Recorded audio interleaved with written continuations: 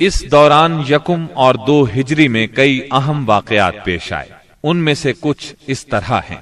اسی دوران میں قبلے کی تبدیلی کا حکم آیا۔ مکہ مکرمہ سے ہجرت کر کے مدینہ منورہ آنے کے بعد 16 یا 17 ماہ تک مسلمان بیت المقدس کی طرف رخ کر کے نماز پڑھتے رہے۔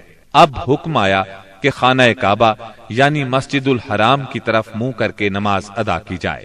اسی سال میں رمضان المبارک کے روزے رکھنے اور زکوٰۃ ادا کرنے کے احکام نازل ہوئے۔ پھر عیدین کی نماز اور صدقۃ الفطر کا حکم دیا گیا۔ اسی سال میں پہلی عید الفطر اور پہلی عید الاضحیٰ پڑھی گئی۔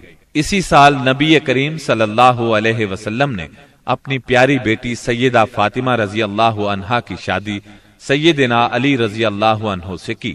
سب سے بڑھ کر یہ کہ اسی سال میں مسلمانوں پر حکم الہی سے جہاد فرض کیا گیا اور مسلمانوں کو اپنے دفاع کا حق دیا گیا۔ مکہ معظمہ میں صرف تبلیغ کا حکم تھا، اب اپنے تحفظ میں تلوار اٹھانے کا حکم آ گیا۔ چنانچہ سریوں اور غزوات کا آغاز ہوا۔ جن جنگوں میں آپ نے کسی صحابی کو امیر لشکر بنا کر بھیجا وہ سریہ کہلاتی ہے، اور جن جنگی مارکوں میں آپ خود امیر لشکر ہوئے وہ غزوہ کہلاتے ہیں۔ تاریخ اسلام میں غزوات کی تعداد 21 سے لے کر 27 تک بیان کی جاتی ہے، جبکہ سریوں کی تعداد اس سے کہیں زیادہ ہے۔ اس سال کے دوران کئی غزوات ہوئے، لیکن سب سے مشہور غزوہ بدر ہے۔ نبی کریم صلی اللہ علیہ وسلم جب ہجرت کر کے مدینہ منورہ پہنچے تو ان دنوں مدینے میں ایک نہایت دولت مند اور با اثر شخص عبداللہ بن ابی تھا۔ ہجرت سے پہلے انصار میں اس کا بہت اثر و رسوخ تھا۔ انصار اسے اپنا سردار بنانے والے تھے، بلکہ اس کی تاج پوشی کے لیے ایک تاج بنوا لیا گیا تھا۔ اسی دوران میں آپ صلی اللہ علیہ وسلم ہجرت کر کے مدینہ پہنچے اور انصار کے دونوں قبائل نے آپ کے ہاتھ پر بیعت کر لی، اور میثاق مدینہ کے ذریعے سے یہودیوں نے بھی آپ کی قیادت کو تسلیم کر لیا۔ اس سے عبداللہ بن ابی کی سرداری کے منصوبے دھرے کے دھرے رہ گئے۔ اس بنا پر اس نے آپ کی مخالفت پر کمر باندھ لی۔ ادھر مشرکین مکہ جو اسلام، مسلمانوں اور رسول اللہ صلی اللہ علیہ وسلم کی دشمنی میں جل بھن رہے تھے، انہوں نے عبداللہ بن ابی کو ایک دھمکی آمیز خط تحریر کیا۔ اس خط میں انہوں نے 2 ٹوک الفاظ میں لکھا: آپ لوگوں نے ہمارے صاحب کو پناہ دے رکھی ہے، اس لیے ہم اللہ کی قسم کھا کر کہتے ہیں یا تو آپ لوگ اس سے لڑائی کریں یا اسے نکال دیں، یا پھر ہم اپنی پوری جمعیت کے ساتھ آپ لوگوں پر چڑھائی کر کے آپ کے سارے جنگجوؤں کو قتل کر دیں گے اور آپ کی عورتوں کی حرمت پامال کر دیں گے۔ جب یہ خط عبداللہ بن ابی اور اس کے ساتھیوں کو ملا تو وہ رسول اللہ صلی اللہ علیہ وسلم سے جنگ کے لیے تیار ہو گئے۔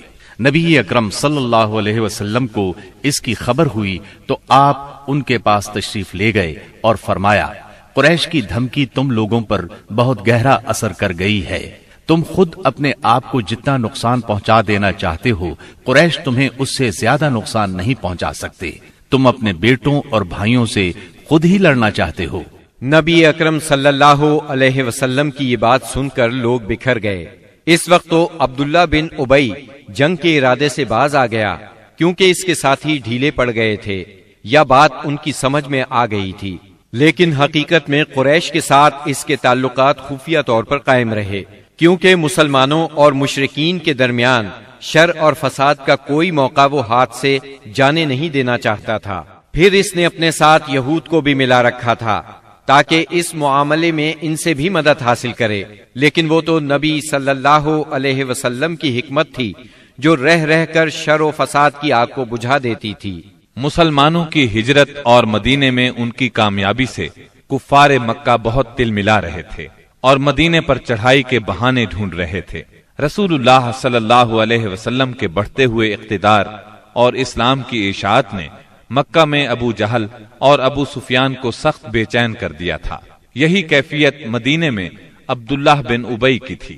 اس نے قریش کے حوصلے بڑھائے اور انہیں یقین دہانی کرائی کہ اگر تم نے مدینے پر دھاوا بولا تو یہودی تمہارا ساتھ دیں گے۔ مسلمان جب سے مدینہ آئے تھے خطرات بڑھتے جا رہے تھے اور ان کے سروں پر منڈلا رہے تھے۔ یہی وجہ تھی کہ مسلمانوں نے راتوں کو جاگ جاگ کر مدینے کا پہرا دیا۔ ادھر قریش نے مدینے کو تباہ و برباد کرنے کا ارادہ کر لیا۔ اس غرض کے لیے انہوں نے کئی قبائل کو اپنا ہم نوا بنا لیا۔ چنانچہ جب نبی صلی اللہ علیہ وسلم کو خبر ہوئی تو آپ نے 2 تدابیر اختیار کی۔